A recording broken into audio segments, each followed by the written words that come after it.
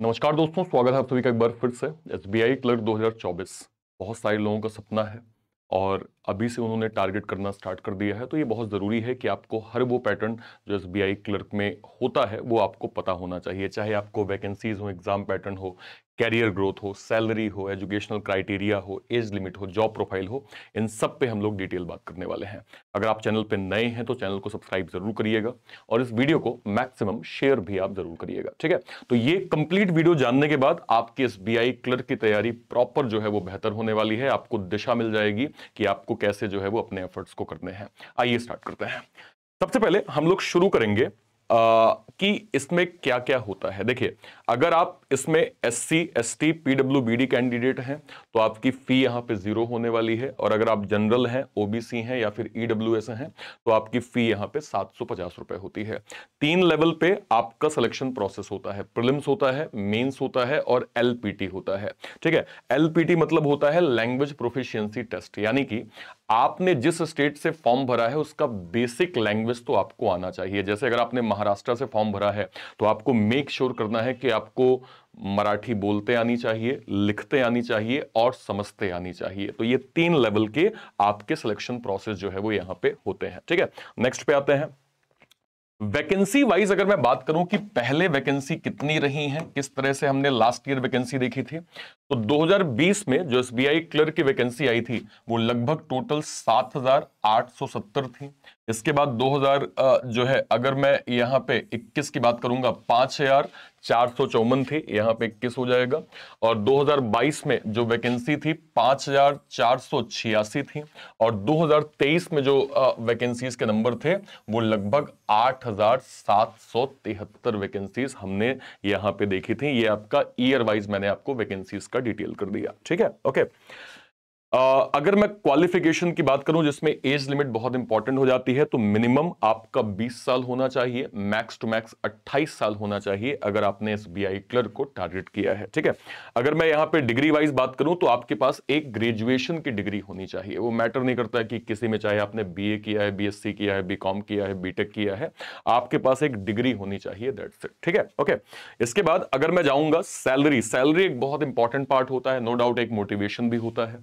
तो अगर मैं यहां पे एसबीआई क्लर्क की सैलरी देखूं, बेसिक पे 19,900 हो गया, डीए आपका लगभग 5,000, स्पेशल अलाउंस लगभग 4,000, ट्रांसपोर्ट अलाउंस 757 रुपए, सीसीए ठीक है, हाउस रेंट अलाउंस लगभग 2,000 रुपए, टोटल लगभग 32 से 33,000 रुपए आपका ग्रॉस पे बनता है, और नेट पे लगभग लगभग 30,000 के करीब बनता है, जो कि ध्यान रखिएगा सिटी वाइज सिटी वेरी भी करता है, ठीक है, क्योंकि अलग अलग जगह पे अलग अलग सीसीए, एचआरए आपको मिलते हैं, तो वो सैलरी आपकी डिफर करती है, बट लमसम आपकी 30,000 के करीब सैलरी जो है वो तो मिलनी ही मिलनी है। बाकी सिटी वाइज आपकी सैलरी बढ़ भी जाती है, ठीक है, ओके। नेक्स्ट पे आते हैं, अगला पैटर्न। एसबीआई क्लर्क का मेनली काम क्या होता है। देखिए, जब आप एक बैंक में जाते हैं तो एक बैंक में जो आपकी हर एक सिचुएशन को हैंडल करते हैं, जैसे आप अगर एज अ कस्टमर गए, जैसे देखिए रिसिप्ट हो गया, विड्रॉल हो गया, ठीक है, नए अकाउंट्स खुलवाना हो गया, कैश कलेक्शन हो गया, बैंक स्टेटमेंट निकालना हो गया, जरूरी मेल्स को रिप्लाई करना हो गया, ठीक है, अपार्ट फ्रॉम दिस चेक्स को वेरीफाई करना हो गया, डीडी बनवाना हो गया, मार्केटिंग और फाइनेंस के जो प्रोडक्ट हैं, राइट, ठीक है, उनको यहाँ पे हमें समझना, हमें समझाना, लोन्स का हो गया या स्कीम्स हो गया, ये सब चीजें एक बेसिकली क्लैरिकल वर्क होता है। कस्टमर जो है वो हैंडलिंग वो सबसे इंपॉर्टेंट हो जाता है, क्योंकि वो आपको करना ही है, चाहे आप क्लर्क हैं चाहे पीओ हैं। अपार्ट फ्रॉम दिस कुछ एडिशनल टास्क भी आपको यहां पे परफॉर्म करने जरूरी होते हैं, ठीक है। आप अगर एसबीआई क्लर्क को ज्वाइन करते हैं तो आपकी ग्रोथ कैसे होगी वो आप समझ लीजिए। सबसे पहले आप एसबीआई क्लर्क ज्वाइन किए, उसके बाद आप एएम बनेंगे प्रमोट होके, फिर आप मैनेजर बनेंगे, फिर आप सीनियर मैनेजर बनेंगे, फिर आप चीफ मैनेजर बनेंगे, फिर आप एजीएम बनेंगे, फिर आप डीजीएम बनेंगे, और लास्ट में जनरल मैनेजर आप बनते हैं अगर आप एसबीआई क्लर्क के थ्रू अपनी ग्रोथ यहां पे देख रहे हैं तो, राइट, ठीक है। तो ये आपका ग्रोथ का यहां पे क्राइटेरिया हो गया। अब अगर मैं बात करूं एग्जाम पैटर्न की, कि एग्जाम पैटर्न किस प्रकार से होते हैं, तो वो हम समझ लेते हैं। देखिए, प्री और मेंस होता है, जैसे मैंने आपको स्टार्टिंग में बताया है। प्री आपके टोटल 100 क्वेश्चंस होते हैं, जिसमें 30 क्वेश्चन आपके इंग्लिश के, 35 आपके मैथ और रीजनिंग के। हर एक सेक्शन में आपको 20 मिनट का टाइम यहां पे दिया जाता है।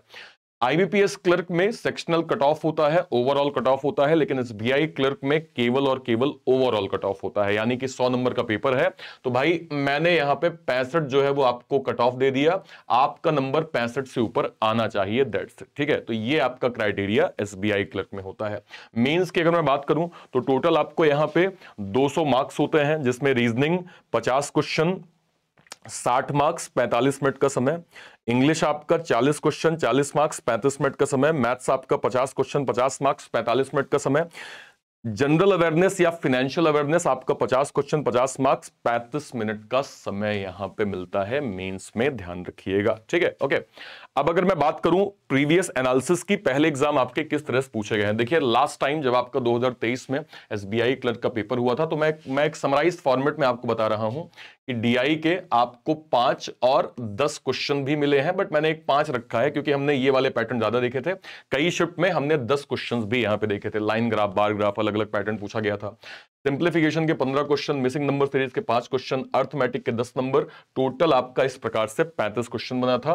किसी में सिंप्लीफिकेशन 10 नंबर हो गया तो डीआई आपका जो है वो 5 से 10 आपका बढ़ जाएगा। ये पैटर्न हमने लास्ट टाइम देखा था। इसके बाद अगर मैं यहां पे क्या कहते हैं रीजनिंग की बात करूं तो जो एक एवरेज हमने स्कोर देखे थे वो लगभग 15 से 19 नंबर के बीच मिनिमम पजल हमने देखी थी। बाकी किसी किसी शिफ्ट में 23 से 24 नंबर तक भी पजल पूछी गई है। अपार्ट फ्रॉम दिस सिलॉक के 3 question, inequality average 4 question, meaningful word का 1 क्वेश्चन, अल्फा न्यूमेरिक सीरीज का जो है वो 4 से 5 क्वेश्चन, ऑड वन आउट का आपका 1 क्वेश्चन, ब्लड रिलेशन का आपका जो है वो 3 क्वेश्चन, ओवरऑल आपके 35 क्वेश्चन, जो कि एक एवरेज हमने बताया कि 2023 में किस प्रकार से आपका पैटर्न जो है वो पूछा गया था। ठीक है, इंग्लिश की अगर मैं बात करूं तो आरसी के 9 क्वेश्चन हो गए, क्लोज टेस्ट के आपके 5 से 6 क्वेश्चन हो गए, वर्ड यूजेस के 1 क्वेश्चन हो गया, सेंटेंस रीअरेंजमेंट का 4 क्वेश्चन हो गया, सेंटेंस इंप्रूवमेंट का 5 क्वेश्चन हो गया, मिस स्पेल्ड का आपका 5 क्वेश्चन हो गया, टोटल 30 क्वेश्चन, जो कि एवरेज एक आपका स्कोर था। एवरेज जो है वो अलग अलग शिफ्ट के अकॉर्डिंग ये सवाल पूछे गए थे, तो ये भी आपको बहुत अच्छे से ध्यान रखना चाहिए। सिलेबस की अगर मैं बात करूं कि क्या सिलेबस हमें पढ़ना है एसबीआई क्लर्क के रिगार्डिंग, तो ये आपका मैथ्स का सिलेबस है। देखिए हमने इसको 4 सेक्शन में यहां पे डिवाइड कर दिया है। स्पीड मैथ्स हो गया, डीआई आपका हो गया, ठीक है, अर्थमेटिक हो गया, मिसलेनियस पार्ट हो गया। स्पीड मैथ्स जहां पे आपको मैथ्स में अपनी स्पीड जो है वो पानी है, जो कि ना केवल प्रीलिम्स में काम आती है, मेंस में भी आपके बहुत काम आती है। Simplification, approximation, number series, quadratic, ये वो चैप्टर्स हैं जो आपके कैलकुलेशन की स्पीड को जो है वो इंप्रूव करते हैं। ठीक है, जो कि प्रीलिम्स में तो काम आता है, मेंस में भी जब हाई लेवल पैटर्न हम कर रहे होते हैं तो कैलकुलेशन हमारे काफी काम आ जाता है। तो ये पैटर्न आपको सीखना है सबसे पहले। उसके बाद डीआई अलग अलग फॉर्मेट में, चाहे टेबुलर डीआई हो गई, बार ग्राफ हो गया, लाइन चार्ट हो गया, पाई चार्ट हो गया, कैसलेट डीआई हो गई, ये आपका डीआई का फॉर्मेट हो गया।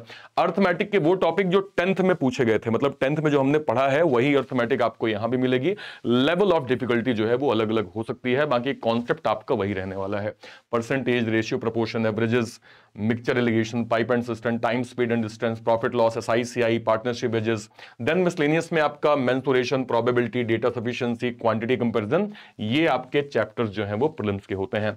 मेंस का चैप्टर भी प्रीलिम्स के जैसे ही होता है, बस लेवल ऑफ डिफिकल्टी यहां पे ऐड हो जाती है। कुछ ना कहिए एक आध दो टॉपिक यहां पे एक्स्ट्रा ऐड हो जाते हैं, जैसे क्वाड्रेटिक इक्वेशन न्यू टाइप की, नंबर सीरीज न्यू पैटर्न की, ग्राफ बेस्ड डीआई आ गई, मिक्स डीआई आ गई, मिसिंग डीआई आ गई, लॉजिकल डीआई आ गई, अर्थमेटिक बेस्ड आपकी डीआई आ जाती है, डेटा फिलर, स्टेटमेंट बेस्ड आपके सवाल, डेटा सफिशिएंसी जो कि 3 स्टेटमेंट बेस्ड होते हैं, राइट, प्रोबेबिलिटी पैटर्न हो गया। तो ये आपका मेंस का पैटर्न भी मैथ्स का हो जाता है। ठीक है, ओके, चलिए नेक्स्ट पे आइए। अब जब मैं बात करता हूं रीजनिंग की, देखो रीजनिंग में बेसिकली 2 फंडामेंटल होते हैं, एक सिटिंग और पजल और दूसरा आपका मिसलेनियस। आपने अगर गौर किया होगा, गूगल आप सर्च करिएगा, लास्ट के 3 साल में जितने भी पेपर बैंकिंग इंश्योरेंस के हुए हैं, चाहे आपका एसबीआई क्लर्क हो, एसबीआई पीओ हो, एलआईसी डब्ल्यू हो, आईबीपीएस क्लर्क हो, आईबीपीएस पीओ हो, सब में पजल का वेटेज जो है वो मोर देन 50% का रहा है। मतलब अगर मैं सिंपल कहूं कि अगर 35 नंबर का पेपर है तो कम से कम 20 नंबर तो हमें पजल एवरेज में देखने को मिली है, और कुछ कुछ जो है वो शिफ्ट में या एग्जाम में 24 से 25 नंबर तक की भी हमने पजल देखी है। मतलब आप सोचिए लगभग 70 से 80% तक का वेटेज जो है वो पजल का रहा है एग्जाम में। अलग अलग टाइप है, linear, dual row, circular, square, floor based, schedule में आपका day puzzle, month puzzle, year puzzle, date based puzzle, time based puzzle, tabular puzzle, आपका बॉक्स पजल, ये सारे टाइप्स को आपको जो है वो बेसिक से पढ़ना होगा अगर आपको एसबीआई क्लर्क क्वालिफाई करना है। मिसलेनियस में अल्फा न्यूमेरिक सीरीज हो गया, blood relation, direction, distance, order ranking, syllogism, coding decoding, inequality, alphabetical series, ये चैप्टर्स जो है वो आपको जो है वो प्रीलिम्स में क्वालिफाई करना पड़ेगा। मेंस को देखिए, मेंस में भी टॉपिक लगभग सेम ही होते हैं, लेवल ऑफ डिफिकल्टी जो है वो आपकी बढ़ जाती है और कुछ टॉपिक और ऐड हो जाते हैं, जैसे मशीन इनपुट मेंस में ही आता है, डेटा सफिशिएंसी मेंस में ही आता है, कंप्यूटर एप्टीट्यूड रीजनिंग वाला आपका मेंस में ही आता है, न्यू पैटर्न कोडिंग भी आपका मेंस में पूछा जाता है, कोडेड फॉर्मेट के coded blood relation, coded direction, coded syllogism, coded inequality, ये आपका मेंस में आता है, लॉजिकल रीजनिंग जिसमें assumption, argument, course of action, conclusion, ये आपका मेंस में आता है। इसके अलावा inference, decision making, cause and effect, ये भी आपके मेंस के पैटर्न में पूछा जाता है, तो इसको आपको प्रॉपर सीखना समझना पड़ेगा। ठीक है, अगर मैं इंग्लिश की बात करूं, देखिए इंग्लिश आपका प्रीलिम्स लेवल की अगर मैं प्रॉपर बात करूं तो आप देख सकते हैं कि आरसी में क्लोज टेस्ट पैरा, ये आपका 10th पैटर्न, जो आपने 10th पैटर्न पढ़ा है वही आपका यहां पूछा जाता है। लेवल ऑफ डिफिकल्टी आपकी अलग अलग होती है। Cloze test, para jumble, sentence rearrangement, passage, paragraph completion, sentence completion, grammatical सारे पार्ट्स हो गए, नाउन प्रोनाउन वर्ब्स है ना, टेंसेस, आर्टिकल्स, मॉडल है ना, ठीक है, नाउन प्रोनाउन हो ही गया, एडजेक्टिव, देन एडवर्ब है ना, direct indirect speeches, preposition, conjunction, antonym, synonym, root words, one word substitution, idioms, confusing words, foreign words, इसके अलावा फिल इन द ब्लैंक्स हो गया, मल्टीपल मीनिंग एरर हो गया या एरर स्पॉटिंग हो गया, word swap, phrase replacement, no improvement, match the following, ठीक है, सेंटेंस कंप्लीशन, ये सारे टाइप आपको मिलते हैं एग्जाम में। ठीक है, ओके। इसके अलावा अगर और मेंस पैटर्न कुछ अलग नहीं होता है, बस प्रीलिम्स का ही थोड़ा सा हायर लेवल पार्ट हो जाता है, तो अगर आप इतना पढ़ लेंगे तो आपका प्रीलिम्स और मेंस दोनों ही यहां पे क्लियर हो जाएंगे। ठीक है, ओके। नेक्स्ट आपका जीए का पार्ट है। जीए का पार्ट में जनरली कोई भी जीए के टीचर से आप पूछेंगे कि भैया जीए हमें कैसे क्लियर करना है, तो वो आपको एक सजेशन देंगे कि कम से कम 6 से 8 महीने की जीए आपको आनी चाहिए, जिसमें आपको क्या पढ़ना होता है, नेशनल और स्टेट्स के affair, economical, banking, business news, कहां कौन से अपॉइंटमेंट्स हुए हैं, कौन सा रिजाइन हुआ है, summit, conferences, important days and events, MoUs, merger, acquisitions, right. ठीक है, इसके अलावा बैंकिंग टर्म्स में अगर मैं बात करूं तो इंडिया की या वर्ल्ड की जो रेगुलेटरी बॉडीज होती हैं, रेगुलेटरी बॉडीज मतलब आरबीआई हो गया, सेबी हो गया, नाबार्ड हो गया, राइट। ठीक है, मनी मार्केट भारत में कैसे काम करता है, भारत का बैंकिंग सिस्टम क्या है, बैंकिंग की टर्मिनोलॉजी क्या है, वो आपको पता होनी चाहिए। स्टैटिक जीके भी हमसे पूछा जाता है, जिसमें इंडियन स्टेट्स एंड कल्चर हो गए। ठीक है, देन कंट्रीज, कैपिटल और करेंसीज पूछ लिया जाता है, नेशनल पार्क्स पूछता है, वाइल्ड लाइफ सेंचुरीज, पॉलिटिशियन और उनके संसदीय क्षेत्र, जैसे फॉर एग्जांपल कि भाई मोदी जी हैं वो अभी बनारस से हैं, तो ये भी हमें कभी कभी पूछ लिया जाता है। कंप्यूटर का बेसिक फंडामेंटल जो है वो आपको पूछा जाता है अगर कंप्यूटर आपका ऐड होता है तो। ठीक है, जिसमें computer generation, MS Word, MS Excel, PowerPoint, operating system, computer hardware और कंप्यूटर के रिगार्डिंग जो भी एक बेसिक एब्रिविएशन होता है वो आपको अच्छे से यहां पे आना चाहिए। ठीक है, अब बहुत सारे बच्चों का ये सवाल होता है कि सर हम सेल्फ स्टडी करें या कोचिंग करें, क्या करें सर, मतलब मुझे तैयारी तो करनी है लेकिन मुझे क्या करना चाहिए। तो देखो मैं आपको क्लियर पर्सपेक्टिव बता देता हूं। आप जो सेल्फ प्रिपरेशन में कुछ हर्डल्स जो है वो आपको फेस होते हैं, वो क्या होते हैं कि भाई आपको मालूम नहीं कैसे कवर करना है, आपको पता ही नहीं कि क्या कवर करना है, क्या आपको छोड़ना है, आपको अलग अलग प्लेटफॉर्म से आप कंफ्यूज होते हैं कि भाई कैसे आपको करना है।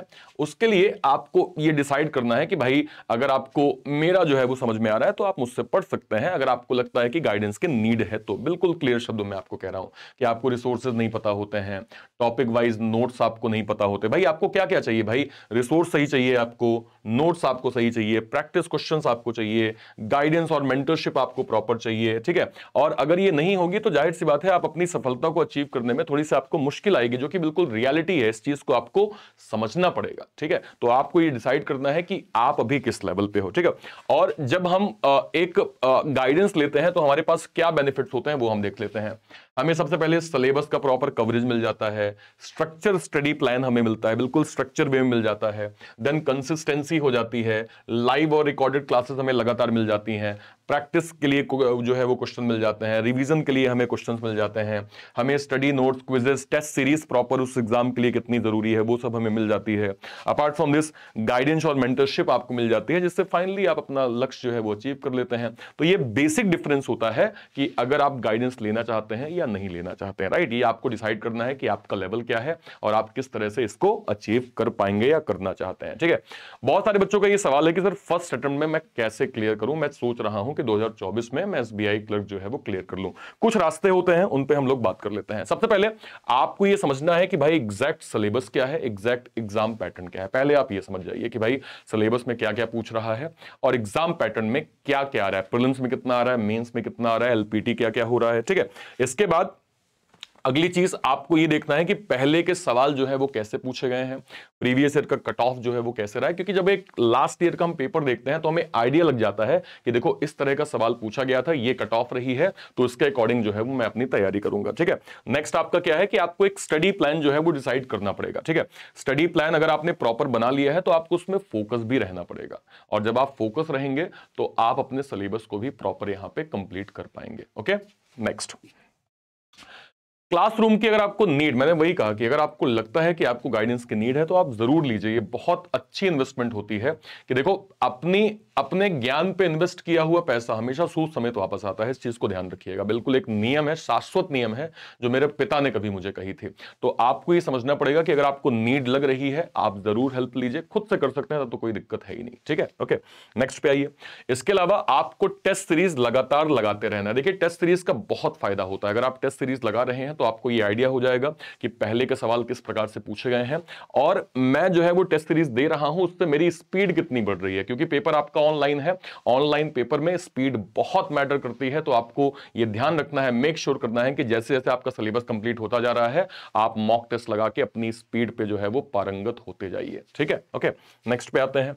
फिर आपको जैसे मॉक टेस्ट आपने दिया तो जाहिर सी बात है, मान लीजिए 100 नंबर का पेपर है और आपके नंबर जो है वो केवल 60 ही आए।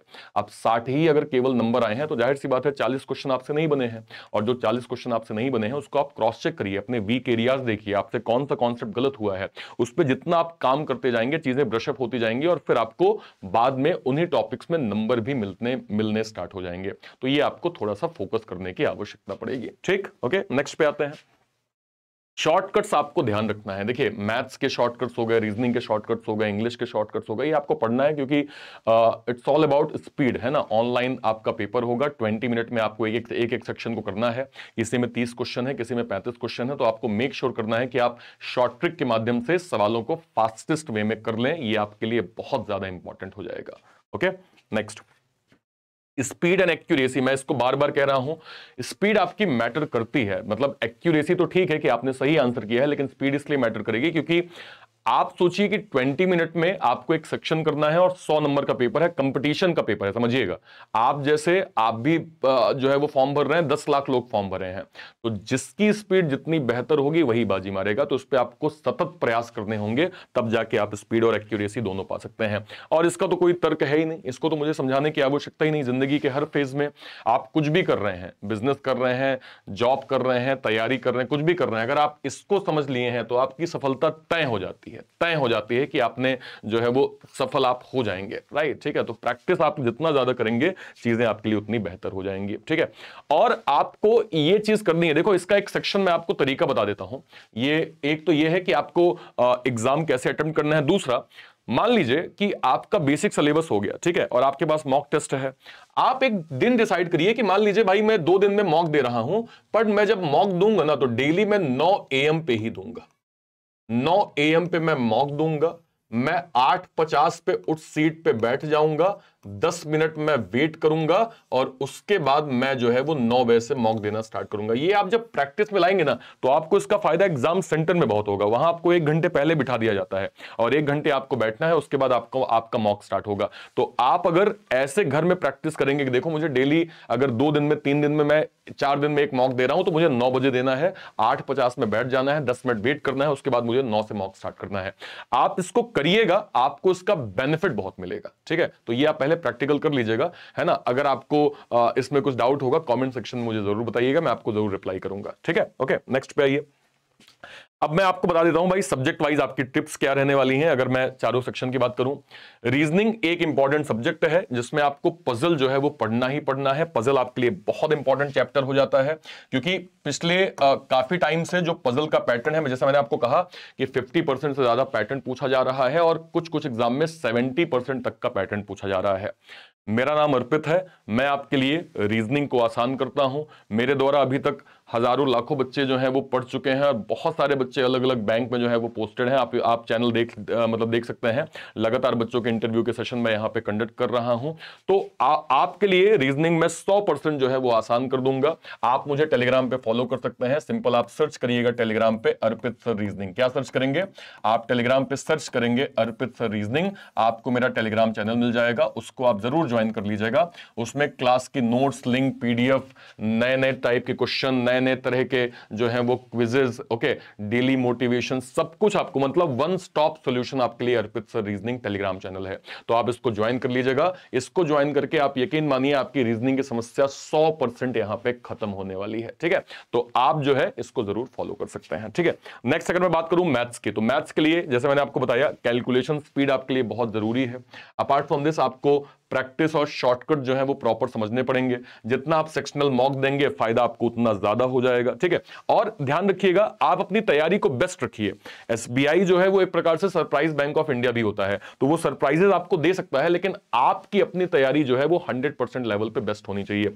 कैलकुलेशन स्पीड को बढ़ाइए, शॉर्ट ट्रिक्स को मैक्सिमम जो है वो यूटिलाइज करिए, क्योंकि ये ना केवल आपको प्रीलिम्स में काम आएगा, मेंस में भी आपको इसका काफी फायदा होने वाला है। ठीक है, ओके। इंग्लिश की अगर मैं बात करूं, देखिए सिंपल मैं यहां पे बता देता हूं कि आपको क्या क्या करना है। 3 आपके कोर एरियाज हैं, grammatical part, vocab part, RC part. Grammatical rule आपको बिल्कुल याद होने चाहिए। डेली नए वर्ड्स को आपको लर्न करना है। ठीक है, न्यूज़पेपर पढ़िए जो कि आपके लिए बहुत फायदा होने वाला है। इससे आपकी वोकैब इंक्रीज होगी, प्लस रीडिंग स्पीड भी आपकी बढ़ेगी। आप या तो द हिंदू पढ़ सकते हैं, द गार्जियन पढ़ सकते हैं, राइट। ठीक है, सेक्शनल मॉक आप लगातार दीजिए, प्रैक्टिस मॉक आप लगातार दीजिए, इससे भी आपकी स्पीड जो है वो काफी हद तक यहां पे इंप्रूव हो जाएगी। ठीक है, ओके। देखिए मॉक टेस्ट की वैल्यू मैं आपको मतलब सिंपल शब्दों में क्या समझाऊं। मॉक टेस्ट को मैं सिंपल कहूंगा कि आपका सेकंड टीचर है। मॉक टेस्ट आपका सेकंड टीचर है, आप बस इतना समझ लीजिए। जैसे आपने रीजनिंग मुझसे पढ़ ली और रीजनिंग आपका बिल्कुल जो है वो आसान हो गया, बेस्ट हो गया। मॉक टेस्ट आपको इमीडिएट ये बता देगा कि देखो रीजनिंग तुमने कितना किया हुआ है। जैसे फॉर एग्जांपल 35 नंबर का सेक्शनल मॉक है, आपने उसको दिया और आपके मार्क्स केवल 30 आए, तो आपको जो है वो मॉक टेस्ट बता देगा कि देखिए 5 क्वेश्चन आपने कहां गलत किए हैं, कितनी स्पीड आपको चाहिए थी लेकिन कितना कम आपने जो है वो स्पीड में किया है, कौन कौन से टॉपिक में आपने कितना टाइम लगाया है। तो मॉक की भूमिका बहुत इंपॉर्टेंट हो जाती है अगर आप गवर्नमेंट एग्जाम की प्रिपरेशन कर रहे हैं तो इसको हल्के में बिल्कुल नहीं लेना है। जैसे ही आपका बेसिक फंडामेंटल क्लियर हो, आपको सबसे पहले मॉक टेस्ट ही देना चाहिए, इसको ध्यान रखिएगा। ठीक है, ओके। नेक्स्ट पे आइए। मतलब अगर मैं इसको सिंपल प्रोसेस में कहूं, देखिए आपको कैसे करना है समझिए। Initially while starting your preparation take mock test on weekly basis. मतलब जो आपने अभी, अगर आप बिगिनर हैं, अगर आप शुरू कर रहे हैं तो आप पहले वीक बेस पे एक मॉक देना स्टार्ट करिए, मतलब हफ्ते में एक मॉक देना स्टार्ट करिए। Once you covered the entire syllabus start taking mock test on alternate days. मतलब अगर आपका सिलेबस कंप्लीट हो गया है तो कम से कम 2 दिन का बफर टाइम या फिर 3 दिन का बफर टाइम आप लेके एक एक मॉक जो है वो देना आप स्टार्ट करिए। ठीक है, और जब आपका एग्जाम जो है वो पास हो, मान लीजिए 20 दिन का समय हो या फिर 30 दिन का समय हो, फिर तो कुछ सोचना ही नहीं है, फिर आपको डेली एक मॉक देना है। इसके फायदे बहुत होते हैं अगर आप इसको प्रॉपर जो है वो फॉलो करना स्टार्ट कर देंगे तो। ठीक है, ओके। सिंपल तरीका क्या है मॉक टेस्ट देने का? आपने मॉक टेस्ट दिया, सबसे पहली चीज, लोग बस इतना ही सोचते हैं और इसके आगे नहीं बढ़ते हैं, जो कि बहुत गलत चीज है। आपने मॉक टेस्ट दिया, अपनी परफॉर्मेंस को आपने एनालाइज किया। मान लीजिए 100 नंबर का पेपर था और आपके जो है वो 70 मार्क्स आए। आपको यहां पे देखना है 30 क्वेश्चन कौन से गलत हुए हैं, उस पर काम करना स्टार्ट करिए, उन क्वेश्चंस की प्रैक्टिस करना स्टार्ट करिए। जैसे ही आपको इंप्रूवमेंट मिले आप वापस मॉक देना स्टार्ट करिए। ये साइकिल आपकी चलती रहनी चाहिए। मॉक दिया, एनालाइज किया, मिस्टेक्स को देखी, मिस्टेक्स से क्वेश्चन की प्रैक्टिस करी, वापस जब आपकी इंप्रूवमेंट हुई आपने वापस जो है वो मॉक देना स्टार्ट कर दिया। ये बहुत इंपॉर्टेंट प्रोसेस होती है।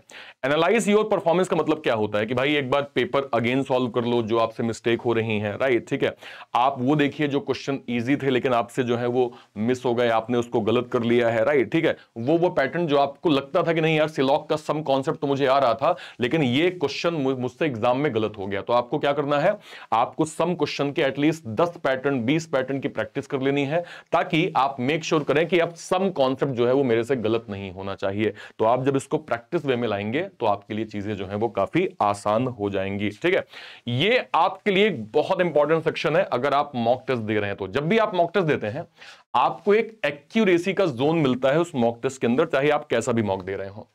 अगर आपकी एक्यूरेसी 90% से ज्यादा उसमें दिख रही है तो आप मान के चलिए कि आप ठीक जोन पे हैं, आप ठीक काम कर रहे हैं, सही काम कर रहे हैं। आपको बस लगातार जो है वो प्रैक्टिस करते जाना है, बाकी आपकी परफॉर्मेंस ठीक है अगर आपकी एक्यूरेसी 90 से ऊपर है। ठीक है, अगर आपकी एक्यूरेसी 90 to 70 के बीच में है तो आपको एक एवरेज परफॉर्मेंस मतलब परफॉर्मर माना जाएगा। ठीक है, आपको जो है अभी और पढ़ने की आवश्यकता है। आपको जो है वो अगर आपको लगता है कि नहीं कुछ कुछ गड़बड़ है तो आप कोर्स को अवेल कर सकते हैं, आप बेसिक से पढ़ सकते हैं, आप मुझसे पढ़ सकते हैं, ताकि आपका कॉन्सेप्ट जो है वो और बेहतर हो जाए। लेकिन अगर आपका नंबर 70 से कम आ रहा है, मतलब number in the sense accuracy यदि आपकी 70 से कम आ रही है तो भाई साहब आपको बहुत पढ़ना पड़ेगा, बहुत पढ़ना पड़ेगा। फिर आपको जो है वो इमीडिएट जो है वो क्लासेस ज्वाइन करनी चाहिए, बिल्कुल बेसिक से पढ़ना चाहिए, क्योंकि ये आपका डेंजर जोन है भाई। डेंजर जोन जो है वो खतरनाक होगा। तो अगर आपका एक्यूरेसी परसेंटाइल अगर 70 से कम हो रहा है तो आपको फिर काफी ज्यादा मेहनत करने की आवश्यकता होगी। ठीक है, ओके। अब जैसे मैं आपसे बार बार क्यों कह रहा हूं कि आपको स्पीड क्यों इंपॉर्टेंट है, देखिए जब आप प्रीलिम्स का पेपर दे रहे हैं, ठीक है, तो मैथ और रीजनिंग के 35 क्वेश्चन है जिसमें 20 मिनट का आपको समय मिलता है, यानी 35 क्वेश्चन है यानी आपको 1200 सेकंड का समय मिलता है, यानी एक क्वेश्चन में आपको 34 सेकंड का समय मिलता है। सोचिए 35 क्वेश्चन का पेपर है मैथ और रीजनिंग का, जिसमें एक क्वेश्चन में अगर आपको 34 सेकंड का समय मिलता है तो आपके लिए स्पीड कितनी मैटर करती है ये आप खुद समझ सकते हैं। Just knowing the concept is not enough, you need to work on speed as well. केवल कॉन्सेप्ट जानना इंपॉर्टेंट नहीं है, आपको स्पीड में भी प्रॉपर यहां पे फोकस जो है वो करना पड़ेगा। ठीक है, ओके। और अगर मैं इंग्लिश की बात करूं, आप देख सकते हैं 30 क्वेश्चन 20 मिनट यानी 30 क्वेश्चन 1200 सेकंड, यानी एक क्वेश्चन में आपको 40 सेकंड लगाना है। तो आप खुद समझ सकते हैं कि यदि एक क्वेश्चन में आप केवल 40 सेकंड लगा रहे हैं तो आपके लिए ये सेक्शन जो है वो कितना इंपॉर्टेंट हो जाता है और कितना ज्यादा आपको इसमें वर्क करना पड़ेगा। ठीक है, तो स्पीड बहुत जरूरी है और स्पीड में आपको फोकस करना ही चाहिए। स्पीड के लिए आप क्या कर सकते हैं वो हम एक बार समझ लेते हैं। आपको टाइम बाउंडेड मैनर में प्रैक्टिस करनी होगी। टॉपिक वाइज टेस्ट दीजिए, सेक्शनल टेस्ट दीजिए, जो भी पीडब्ल्यू के जो उसमें हम लोग प्रोवाइड कर रहे हैं 1 पास में जो दे रहे हैं उसमें आपको मॉक मिल जाएंगे। तो आप मॉक की जो है वो प्रॉपर प्रैक्टिस कर सकते हैं, प्रॉपर एनालिसिस आप कर सकते हैं, ट्रिक्स का आप यूज कर सकते हैं, स्क्वायर क्यूब टेबल्स को इन सबको आप लर्न करिए ताकि आपकी स्पीड जो है वो इंक्रीज हो। अल्टीमेटली आपकी स्पीड मैटर करती है अगर आप जो है वो बैंकिंग या इंश्योरेंस की तैयारी कर रहे हैं तो। ठीक है, ओके। चलिए, वीक वाइज स्टडी प्लान आपका क्या हो सकता है अगर आप 2024 के एग्जाम की प्रॉपर यहां पे तैयारी कर रहे हैं, जिसमें सबसे पहले देखो मैं आपको 6 से 7 वीक का बता देता हूं, उसके बाद आपको खुद से जो है वो इसको समझना पड़ेगा कि आप किस प्रकार से इसको सॉल्व करेंगे। जैसे अगर मैं यहां पे सिंपल देखूं, इनइक्वालिटी, सिलॉग, डायरेक्शन, ऑर्डर रैंकिंग, पहले वीक आपने इनइक्वालिटी सिलॉग पढ़ लिया, सेकंड वीक आपने डायरेक्शन या ऑर्डर रैंकिंग पढ़ लिया। ठीक है, इसमें अगर मैं जाऊं तो आपने पहले वीक जो है वो टेबल्स पढ़ लिए, स्क्वायर रूट पढ़ लिए, क्यूब रूट पढ़ लिए पहले वीक आपने। देन आपने जो है वो वैदिक मैथ्स पढ़ लिया। ठीक है, किसके लिए? कैलकुलेशन फास्ट करने के लिए। इंग्लिश के बारे में बात करूं तो आपने पहले वीक टेंसेस पढ़ लिए, नाउन पढ़ लिए, प्रोनाउन पढ़ लिए, आर्टिकल्स पढ़ लिए, वर्ब्स पढ़ लिए, एडजेक्टिव पढ़ लिए, एडवर्ब पढ़ लिया आपने, राइट। ठीक है, 10 नए वर्ड्स को आप डेली याद कर रहे हैं, एंटोनिम सिनोनिम को आप पढ़ रहे हैं। सेकंड वीक आपने डायरेक्शन, ऑर्डर रैंकिंग पढ़ लिया आपने रीजनिंग में, रेशियो, प्रोपोर्शन, एवरेज, परसेंटेज आपने पढ़ लिया मैथ में। देन प्रपोजिशन का रूल हो गया, कंजंक्शन हो गया, कंडीशनल सेंटेंस हो गया, क्लोज टेस्ट हो गया, एरर स्पॉटिंग हो गया, इसकी आपने प्रैक्टिस कर ली। ठीक है, इसके बाद थर्ड वीक अगर आप आ रहे हैं तो machine input output, alpha numeric series आपने इसको पढ़ लिया, time and work, time speed and distance, mensuration, आपने इन टॉपिक्स को क्लोज कर लिया। Sentence improvement, sentence formation, sentence rearrangement आपने इसको पढ़ लिया। यहां पे मैं एक चीज ऐड कर देता हूं कि आपको यहां पे एक टॉपिक को पजल आपको लगातार जो है वो बेसिक से पढ़ते जाना है। चौथे वीक से पजल आपको लगातार पढ़ते जाना है। इस साइड आप line chart, pie chart, caselet DI, right. ठीक है, इसके बाद आरसी, क्लोज टेस्ट, फिलर्स, ये आप टॉपिक वाइज जो है वो आप वीक वाइज शेड्यूल देख लीजिए, मैं आपको कुछ वीक का बता देता हूं, बाकी आपको करना है। इस वाले में कंप्लीट आपकी प्रैक्टिस यहां पे पजल की होनी चाहिए। इस वाले में कंप्लीट प्रैक्टिस जो है वो आपकी यहां पे पजल की प्रॉपर होनी चाहिए, ध्यान रखिएगा, ठीक है। ब्लड रिलेशन आपका 5वें वीक हो गया, कोडिंग डिकोडिंग हो गया। मैथ्स की अगर मैं बात करूं, number series, partnership, pipe and cisterns, RC, cloze test आपने इंग्लिश में पढ़ लिया। 6ठे वीक में आप आ गए, आप पजल की प्रैक्टिस कर रहे हैं रीजनिंग में। प्रोबेबिलिटी, मेंसुरेशन आपका मैथ्स हो गया। Subject verb agreement, error spotting आपका हो गया इंग्लिश का। 7वें वीक आप पजल की प्रैक्टिस कर रहे हैं। मिक्सचर डेलीगेशन आपने मैथ्स पढ़ लिया और आपने इंग्लिश को प्रॉपर रिवाइज कर लिया। ये मैंने आपको कुछ वीक का बता दिया है, जिसको आपको समझना होगा कि हां भाई इस तरह से अगर मैं पढ़ूंगा तो मेरा जो है वो वीक वाइज कॉन्सेप्ट भी क्लियर हो जाएगा। तो आप इसकी तैयारी करें, राइट, ठीक है। एक बार आप 6 से 7 वीक में खुद डिसिप्लिन हो जाएंगे तो आपको फिर मेरे शेड्यूल की आवश्यकता नहीं पड़ेगी, आप अपने शेड्यूल से भी इसको प्रॉपर पढ़ सकते हैं। ओके, ठीक है। चलिए, आई होप आपको चीजें बहुत अच्छे समझ में आ गई होंगी, आई होप आपको बहुत अच्छे चीजें क्लियर हो गई होंगी, ठीक है। तो अगर आपको लगता है कि आपको गाइडेंस की भी नीड है तो हमारा यहां पे बैंकर्स फाउंडेशन 4.0 बैच लॉन्च हो गया है, जिसमें हम 6 बड़े एग्जाम्स को एक साथ टारगेट कर रहे हैं। SBI PO, IBPS PO, RRB PO, SBI clerk, IBPS clerk, RRB clerk, इन 6 बड़े एग्जाम्स को हम एक इस बैच में जो है वो प्रॉपर टारगेट कर रहे हैं, जहां पे हम लोग आपको complete content 375 plus live classes, 3000 plus quizzes, doubts के session, mock test, hand written note, सब कुछ आपको हम इस बैंकर्स फाउंडेशन 4.0 बैच में जो है वो दे रहे हैं। और ये आपको बहुत नॉमिनल प्राइस में मिल जाएगा। मतलब अगर आप यहाँ पे फिलहाल डिस्काउंटेड आपको ऑफर चल रहा है विश्वास दिवस का, जिसमें बैंक महापैक, बैंक महाविश्वास पैक बहुत ही नॉमिनल प्राइस में आपको मिल रहा है। बैंक महाविश्वास पैक क्या होता है? 2 साल का कंप्लीट सब्सक्रिप्शन आपको मिलेगा केवल और केवल 2799 रुपए, मतलब 2799 में आपको 2 साल का सब्सक्रिप्शन यहां पे दिया जा रहा है, जिसमें अपकमिंग चाहे SBI, IBPS, RRB, LIC, RBI, NIACL, FCI, SIDBI, NABARD, IDBI, जिसका भी एग्जाम आएगा, नोटिफिकेशन आएगा, उन सब के बैचेस हम आपको बैंक महाविश्वास पैक में फ्री ऑफ कॉस्ट यहां पे प्रॉपर देने वाले हैं, ठीक है। और बैंक महापैक क्या होता है? फैसिलिटी बिल्कुल सेम है, बस आपको सब्सक्रिप्शन 1 साल का मिल जाता है, जिसकी फी यहां पे 2499 होती है, राइट, ठीक है। सो आप इसको भी यहां पे प्रॉपर अवेल कर सकते हैं। ये हमने एक दिशा का भी बैच लॉन्च किया है, जिसमें बैंक, एसएससी, रेलवे, इंश्योरेंस के सभी जो एग्जाम होते हैं उनको एक ही बैच में हमने प्रॉपर कवर किया है। सो आई होप आपको चीजें बहुत अच्छे से क्लियर हो गई होंगी, समझ में आ गई होंगी। 2024 अपना सिलेक्शन ईयर बनाइए, बिल्कुल बेसिक से पढ़िए, हमने आपको सारी गाइडेंस दे दी है। कहीं भी कोई डाउट होता है वीडियो के कॉमेंट सेक्शन में अपनी बात जो है वो जरूर रखिएगा। फिलहाल के लिए इतना ही रखते हैं। Till then bye bye, thank you so much, Jai Hind, thank you.